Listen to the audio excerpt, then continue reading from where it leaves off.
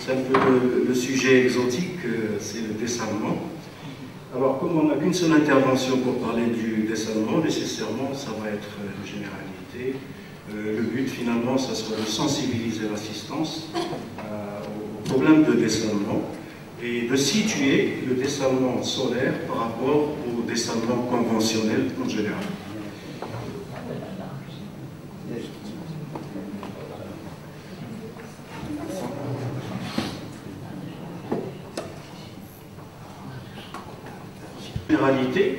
Le dessalement, bon, c'est une grosse industrie actuellement. Pourquoi? Parce que, bien sûr, il y a la pénurie de plus en plus importante de l'eau douce. L'avantage, les points forts du dessalement, première chose, c'est la matière première. La matière première est très abondante.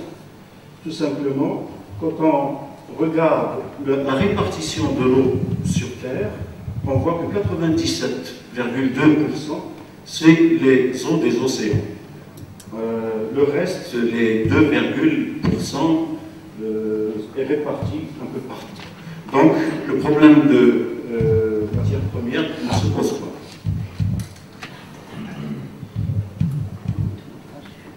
Quand on parle de dessalement, il y a deux types d'eau qu'on va dessaler. Bien sûr, l'eau de mer, mais l'eau de mer, alors, on va voir les caractéristiques de l'eau de mer. C'est une eau qui contient plusieurs sels. La salinité de l'eau de mer moyenne, communément adoptée, c'est 35 grammes par litre. Ça dépend des mers. Hein.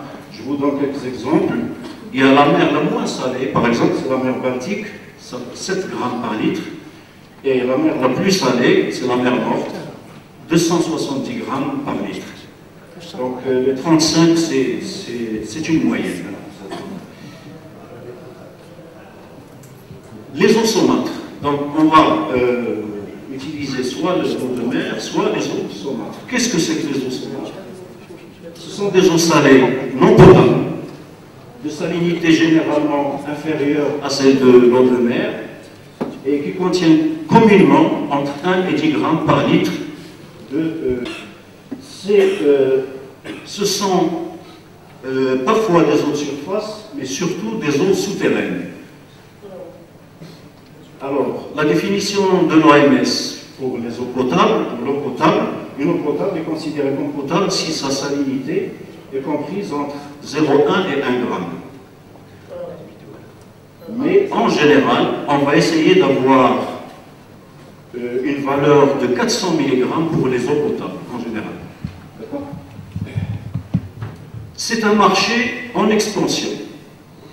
Le dessalement, en général, est un marché en expansion. Une très forte augmentation annuelle, 10% du volume d'eau produit par dessalement. Une production mondiale actuelle, et j'entends par actuelle en 2010, les chiffres que j'ai en 2010, c'est 52 millions de mètres cubes produits par jour. Donc 42 millions d'eau de mer et 10 millions d'eau saumâtre produites par jour. Alors les usines de dessalement se multiplient dans de nombreux pays. Quand même, il y a un problème, c'est que il y a certains pays qui ont le monopole du dessalement. Alors, il faut deux raisons essentielles. C'est d'abord la pénurie en eau, et puis là, il faut aussi que le pays soit riche, parce que pour le dessalement, l'investissement est très très élevé. Les pays qui sont allés loin dans le domaine du dessalement, ce sont les pays du Golfe, la Libye, l'Algérie, du côté du monde arabe, l'Espagne, l'Italie, la Grèce du côté de l'Europe au niveau méditerranéen, les États-Unis et l'Australie. Alors là, nous avons donc la capacité de dessalement installée dans le monde. Et on voit qu'on est parti de 69 de quelques traces d'eau dessalée, on est arrivé à 52 millions donc, de mètres cubes par jour. Donc c'est une augmentation exponentielle. Là, j'ai la répartition selon les pays. Alors bien sûr, 50% de l'eau dessalée dans le monde, c'est au Moyen-Orient. Un pays comme le Qatar dépend à 95% d'eau salée, du dessalement de l'eau de mer. Vous voyez donc l'importance de cette technologie. Alors, bon, rapidement, je vais vous citer quelques acteurs quand même dynamiques dans le domaine. Les constructeurs d'usines de distillation clés en main. Il y a bien sûr Veolia en France, il y a des sociétés italiennes, coréennes, américaines et françaises. Et on voit que Veolia, elle est dans les deux domaines. Construction d'usines de distillation et construction d'usines d'osmose inverse. Les fournisseurs de membranes, c'est la spécialité plutôt des pays asiatiques, surtout le Japon et la Corée du Sud. Alors, les procédés de dessalement, il y a 5 techniques qui ont fait leur preuve et qui continuent à s'améliorer et qui sont regroupées en 2 familles. Alors, il y a les procédés de distillation ou de changement de phase. Alors là, bien sûr, on va chauffer l'eau, on produit de la vapeur, et cette vapeur va être condensée pour obtenir l'eau pure. C'est le principe de la distillation. Et les procédés membranaires. Les procédés membranaires, bon, l'eau et les cellules dissous sont séparées au moyen de membranes sélectives. Donc ça, c'est les 2 familles. Alors, les techniques, rapidement, qui ont fait leur preuve. Alors, la distillation déjà, on retrouvait la distillation déjà au début du siècle pratiquement dans les navires, parce que dans les navires, les moteurs diesel produisaient beaucoup de chaleur qui était jetée, donc on utilisait cette chaleur-là pour produire de l'eau potable dans les navires. C'était le début. Et après, donc, ça s'est développé, et nous avons finalement les 5 techniques utilisées. C'est la distillation à simple effet. S'il vous plaît, on va mettre le micro parce qu'ils sont en train de régler le problème. Juste pour voir si c'est... Et on reproduit le cycle naturel de l'eau. Rapidement, donc introduction de l'eau, chauffer, condenser, chauffer en passant au niveau donc de ce serpentin qui utilise le fluide caloporteur, et donc la partie au distillat est séparée de ce qu'on appelle saumure. Hein. Donc ça c'est le principe.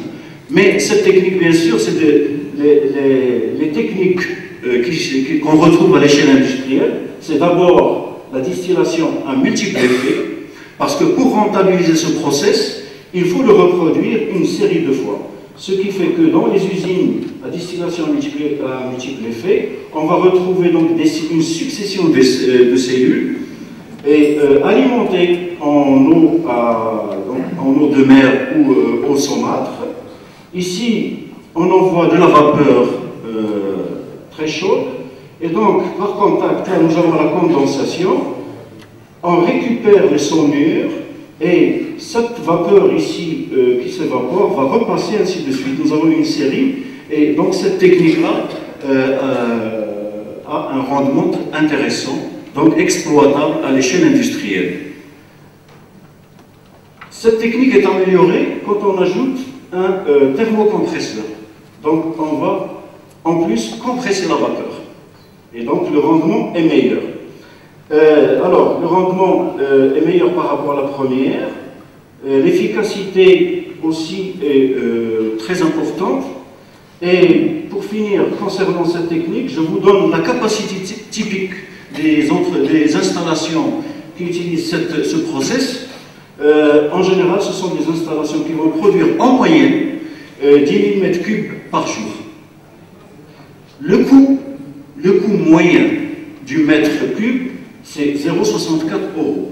Donc on constate déjà que ces techniques se sont tellement développées maintenant qu'ils sont devenues compétitives. Et donc le coût est très bas.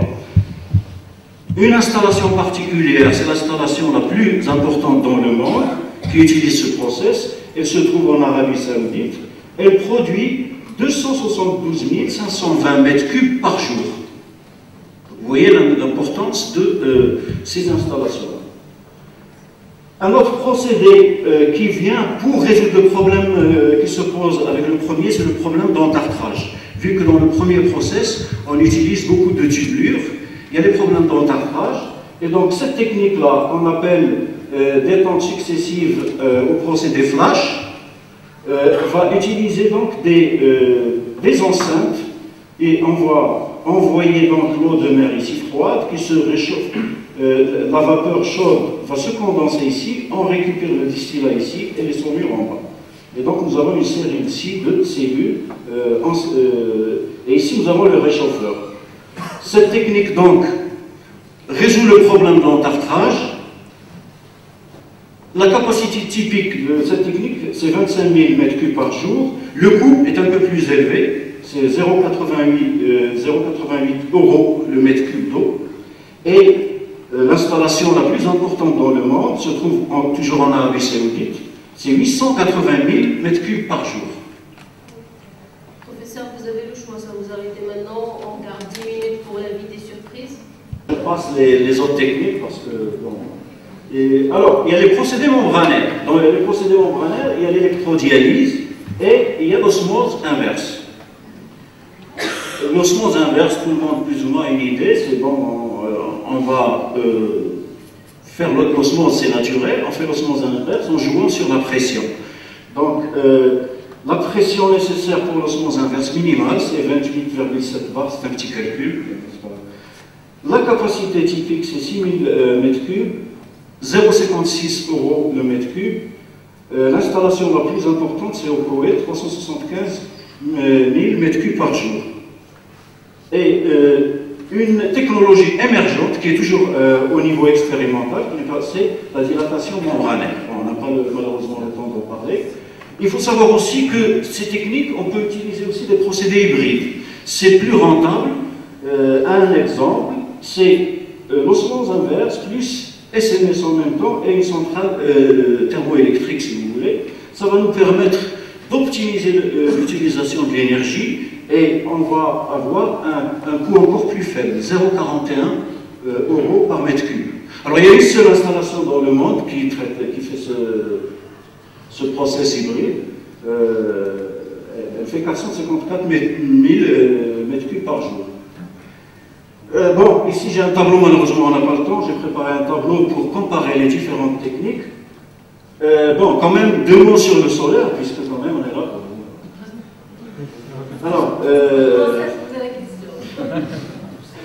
Alors, bon, là je retrace un peu l'historique du solaire dans le domaine du dessalement. Les différentes techniques solaires utilisées dans il faut savoir que là, on descend en chute en ce qui concerne la production. On passe maintenant, on parle en litres, hein, c'est la réalité. Là, c'est le distillateur d'urgence. Les deux distillateurs à effet de serre les plus connus, pyramidal et plan incliné. Et une technique très efficace qui promet, c'est le distillateur solaire incliné à cascade. Il a 2 avantages, c'est une lame d'eau très faible et l'orientation par rapport au rayonnement incident se rapproche davantage de l'optimum. Distillateur solaire sphérique, distillateur à étage multiple. Les quelques exploitations de cette technique, par exemple distillateur solaire direct, capacité typique, c'est pour voir la différence, c'est 1 m3 par jour et 10 € le mètre cube. L'installation maximale produit 36 m3 par jour. Donc, une autre technique qu'utilise le solaire, c'est le distillateur à effet multiple associé à des capteurs solaires. Là, nous avons une production de 10 m3 par jour, 8 €, un peu moins quand même que le précédent. Et l'installation qui utilise cette technique se trouve en Espagne, produit 72 m3 par jour. Donc, je laisse la parole à mon confrère, professeur Zelem, s'il veut continuer.